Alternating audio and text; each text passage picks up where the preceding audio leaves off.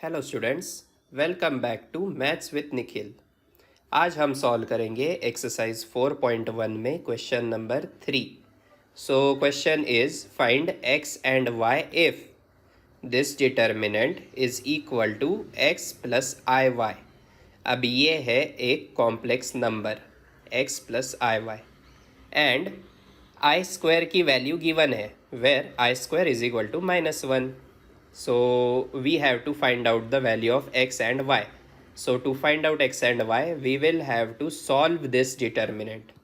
So इस determinant को solve कैसे करेंगे?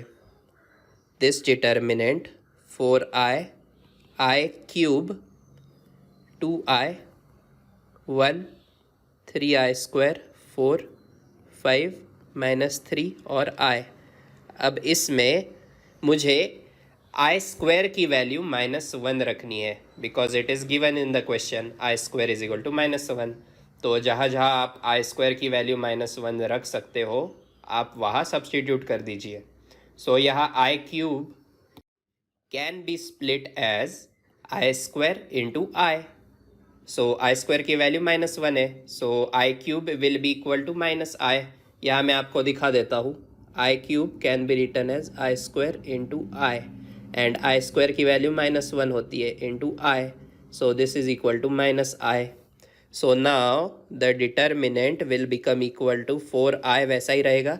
आई क्यूब का क्या होगा? -i into 2i 1 3i square. I square की वैल्यू -1 है इसलिए -3 आएगा, यह 4 आएगा, यह 5 आएगा, यह -3 और यह i. तो ये बाकी के टर्म्स बिल्कुल सेम है, जैसे थे वैसे ही है, लेकिन सिर्फ आई स्क्वायर की जगह पे हमने -1 सब्सटीट्यूट कर दिया है. Now we will have to solve this determinant. How to solve 3/3 determinant? First element ले लो 4i, फिर 4i का रो और कॉलम हमें हाइड करना है. So if we hide out the row and column of 4i, I will get determinant कौन सा बचता है? -3 4 -3 और i. ये डिटर्मिनेंट हमारे पास बचता है. माइनस i लेना है हमें, लेकिन यहाँ -i है already, so minus minus plus i हो जाएगा. प्लस i इंटू, अब इसका रो और कॉलम हाइड कर दो. -i का रो और कॉलम हाइड कर दिया तो क्या बचता है उसे डिटर्मिनेंट के फॉर्म में लिखना है. 2/2 डिटर्मिनेंट बचता है 1 4 5i. उसके बाद हम लास्ट एलिमेंट लेते हैं, दैट इज़ 2i. ये तीसरा एलिमेंट. फिर 2i का रो और कॉलम हाइड कर दो.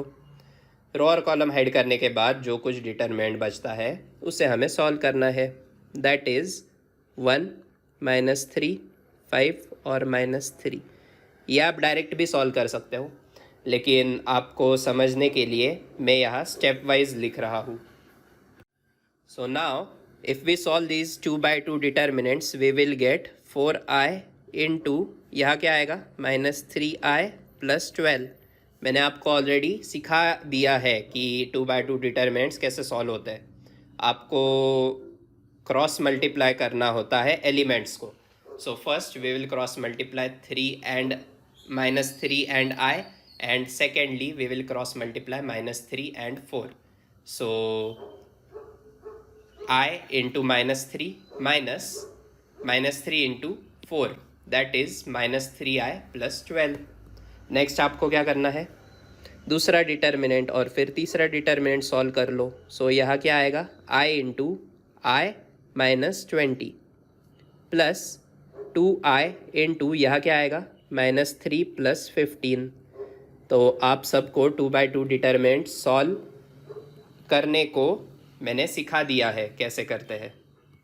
So here now we just have to multiply the numbers into brackets. So यहाँ हमें एक इक्वेशन मिलेगी. क्या आएगा? -4 3 12i square plus 48i, because 12 4 48, plus i square -20i plus, अब यहाँ क्या आएगा? 2i into -3. सो यहाँ प्लस की जगह पे माइनस लिख देता हूँ मैं. This will be equal to 6i plus 15 into 2 is 30i। अब यहाँ क्या करना है, आई स्क्वायर की जगह पे -1 पुट कर दो।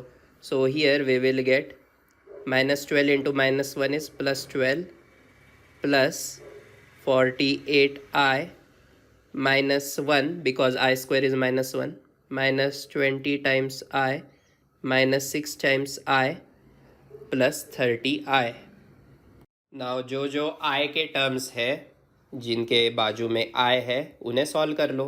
क्या आएगा answer, 48i minus 20i that will be equal to 28i minus 6i that will be equal to 22i plus 30i that will be equal to 52i। So this can be written as 52 times i। अब क्या करना है, constant numbers को add कर लो। तो यहाँ क्या आएगा, 12 minus 1 that is 11। So here it will B plus 11। लेकिन अगर आपने RHS देखी क्वेश्चन में तो वो गिवन है x प्लस आई वाई के फॉर्म में। इसका मतलब हमें हमारे आंसर में i की टर्म सेकेंड लिखनी है और 11 को फर्स्ट लिखना है। Therefore final answer is equal to 11 plus 52i। लेकिन हमें पूछा गया है what is the value of x and y। So now we will simply equate our answer with the given RHS which is equal to x plus IY। Therefore x की value क्या मिली, 11 और y की value हमें मिलती है 52। So this is how we find out the value of x and y।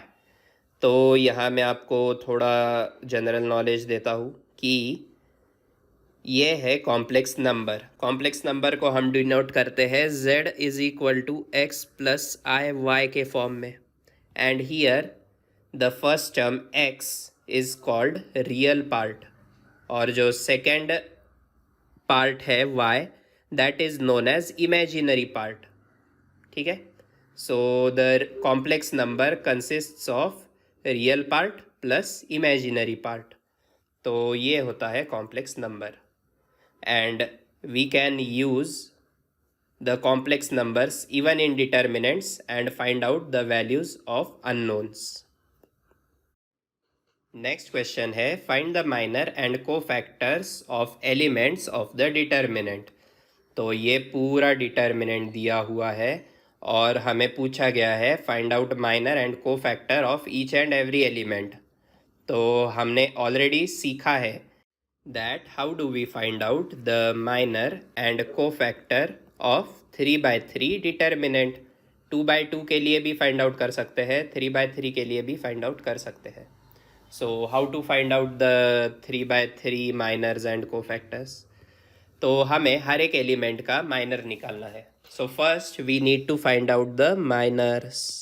Miners निकालने के बाद ही हम माइनर्स यूज़ करके कोफैक्टर्स निकाल सकते हैं।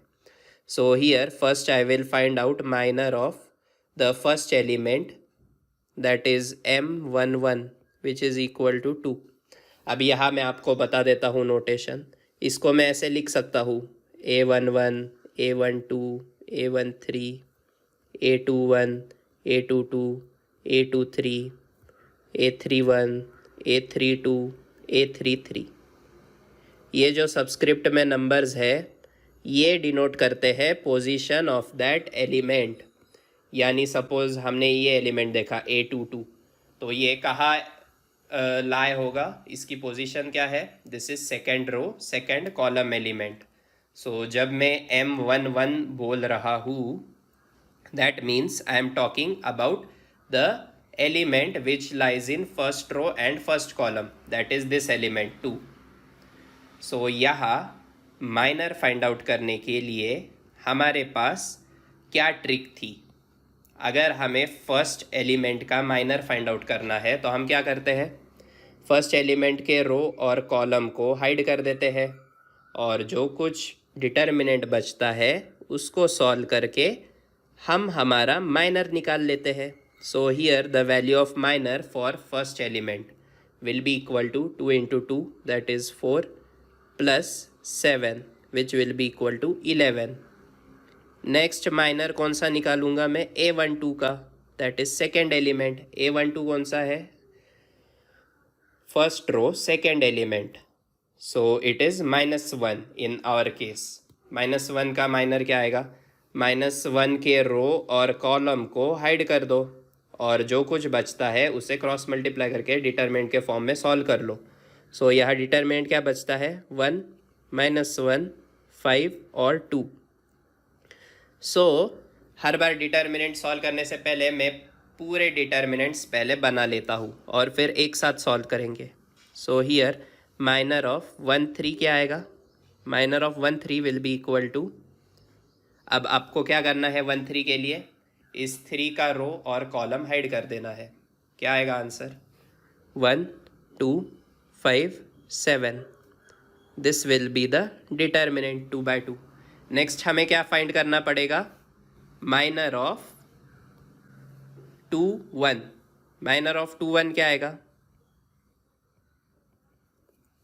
2 1 मतलब second row first element. Second row first element में आपको यहाँ दिख रहा है कि value is 1. So to find out the minor of this 1, this is the element in our determinant that is 1. और इसका माइनर फाइंड आउट करने के लिए हमें इसका रो और इसका कॉलम हाइड कर देना है और जो कुछ बचता है उसे डिटरमिनेंट के फॉर्म में लिखना है. सो यहाँ क्या बचता है? -1 3 7 2. नेक्स्ट हम फाइंड आउट करेंगे minor of 2 2. Second row second element कौन सा होता है? ये 2 होता है. So now we will hide the row and column of 2 और जो कुछ बचता है उसे डिटरमिनेंट के फॉर्म में लिख लो. This is the concept of finding out minors. तो काफ़ी इजी है, आपको ज़्यादा कुछ नहीं करना है. सिर्फ आपको हर एक एलिमेंट को सिलेक्ट करके उसका माइनर निकालना है. और माइनर कैसे निकालते हैं? माइनर ऑफ 2 3 यानी दिस एलिमेंट. सो जिसका माइनर निकालना है उसका रो और कॉलम हाइड कर दो और जो कुछ बचता है उसे डिटरमिनेंट के फॉर्म में हमें सॉल्व करना है. ये हम डायरेक्टली भी सॉल्व कर सकते हैं डिटरमिनेंट मन में, लेकिन आपको बेसिक कंसेप्ट्स क्लियर समझाने के लिए मैं ये सब स्टेप्स लिख रहा हूँ. Now we will find out minor of 3 1. हर एक एलिमेंट का माइनर होता है. 3 1 का माइनर क्या होगा? 5 के रो और कॉलम का हेड कर दो. क्या बचता है? -1 3 2 -1. उसके बाद हम निकालेंगे माइनर ऑफ 3 2. 3 2 कौन होता है? थर्ड रो सेकेंड एलिमेंट, ये 7 आएगा. सो 7 का रो और कॉलम हाइड कर दो. क्या बचता है? उसे डिटरमिनेंट के फॉर्म में लिख लो. 2 3 1 -1. And last is minor of 3 3. Minor of 3 3 कैसे निकलेगा? 3 3 is the last element, third row third column. So ये एलिमेंट है 2. 2 के रो को और 2 के कॉलम को हाइड कर दो और जो कुछ डिटरमिनेंट बचता है उसे वैसे ही लिख लो. So here it will be 2 -1 1 2. तो ये हमारे पास सब माइनर्स के डिटरमिनेंट्स आ चुके हैं. Now we can find out the values of minors 1 by 1. क्या आएगा? Minor of 1 2 will be 2 plus 5 which will be equal to 7. Minor of 1 3 will be 7 minus 10 which is equal to -3. फिर minor of 2 1 क्या आएगा? 2 into -1 is -2 minus 7 3 is 21 which is equal to -23 आ रहा है.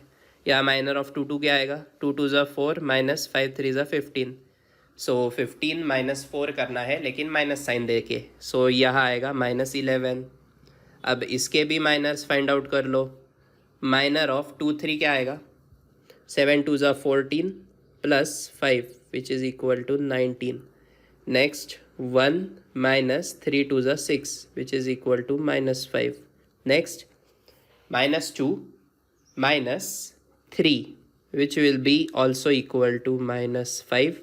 And lastly we have 4 plus 1 which is equal to 5. So these are the values of our minors. लेकिन miners की concept use करके हम क्या करते हैं? we find out the cofactors of each and every element. So cofactor find out करने के लिए हमारे पास फॉर्मूला है. कोफैक्टर का फॉर्मूला क्या था? C of ij यानी cofactor of any element is equal to -1 raise to i plus j into m of i j. यानी आपको माइनर से मल्टीप्लाई करना है -1 raise to i plus j को. So now we will find out cofactors one by one. क्या क्या cofactors आएंगे? C11 find out करते हैं पहले. C11 कैसे लिखेंगे? -1 रेस टू, अब आपको 1 + 1 ऐड कर देना है, i और j को ऐड कर देना है. Very easy. So 1 + 1 is 2. So यहाँ -1 रेस टू 2 आएगा इन टू माइनर ऑफ 1 1, क्योंकि हम एलिमेंट 1 1 के लिए सॉल्व कर रहे हैं ना. A11 that is first row first element. इसका कोफैक्टर निकालने के लिए इसका माइनर पता होना बहुत ज़रूरी है, इसलिए हमने पहले माइनस निकाल लिए. Minor of 1 1 is 11. So therefore here it will be equal to -1 square into 11, which can be written as 11 because -1 का स्क्वायर +1 होता है. सो +1 इंटू 11 इज 11. ऐसे ही हमें सब के कोफैक्टर्स फाइंड आउट करने हैं. C12 क्या आएगा? -1 raise to 2 + 1 is 3 into m of 1 2. m of 1 2 क्या था? 7. अब मैं सबको लिख लेता हूँ और फाइनली आंसर्स लिखेंगे. यहाँ क्या आएगा? -1 raise to 4 into something. C21 क्या आएगा? -1 raise to 3 into something. C22 क्या आएगा? -1 raise to 4 into minor of 2 2. Actually something नहीं बोल सकते, माइनर ऑफ 2 2 आएगा. कोफैक्टर ऑफ 2 3 कैसे फाइंड आउट करेंगे? -1 raise to 5 into minor of 2 3. तो ये वैल्यूज़ मैं बाद में रखता हूँ, ये मेरे पास ऑलरेडी अवेलेबल है सब माइनर्स के वैल्यूज़. मैं सिर्फ कोफैक्टर्स को एक लाइन में लिख रहा हूँ कि -1 रेस टू क्या आएगा. सो यहाँ 4 आएगा. C32 के लिए -1 रेस टू 5 आएगा. C33 के लिए -1 रेस टू 6 आएगा, because we are adding the value of i and j. i मतलब position of the row and j मतलब position of the column. So I and j denote the position of element in terms of row and column. कौन से रो में और कौन से column में हमारा एलिमेंट है ये हमें पता चलता है with the help of these values I and j. तो यहाँ अब मैं सब माइनर्स के वैल्यूज़ पुट कर देता हूँ. माइनर्स क्या क्या है? Minor of C13 that is minor of 1 3. So here it is equal to -3. सो यहाँ आएगा -3 इज इक्वल टू, अब मैं यहाँ सॉल्व कर लेता हूँ. -1 आएगा because -1 raise to 3 is -1 into 7 is -7. यहाँ क्या आएगा? -1 रेस टू 4. अब आपको ये याद रखना है, जहाँ जहाँ -1 की पावर इवन नंबर है, इवन नंबर यानी 2 4 6, तब -1 की वैल्यू +1 आएगी. Because if we raise the negative number to a power of even number, then we get the answer to be positive.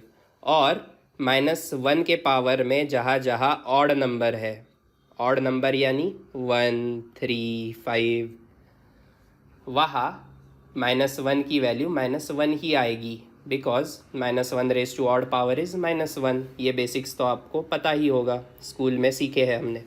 सो यहाँ हियर इट विल बी -3.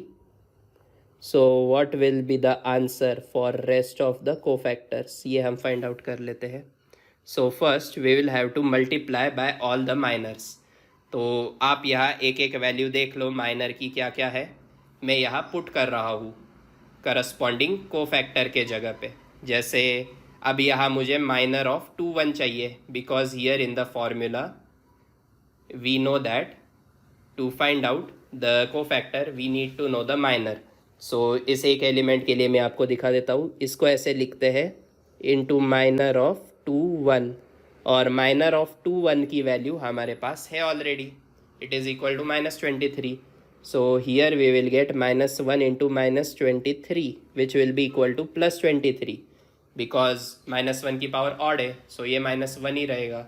और M21 की value -23 है, so minus minus +23 आ गया.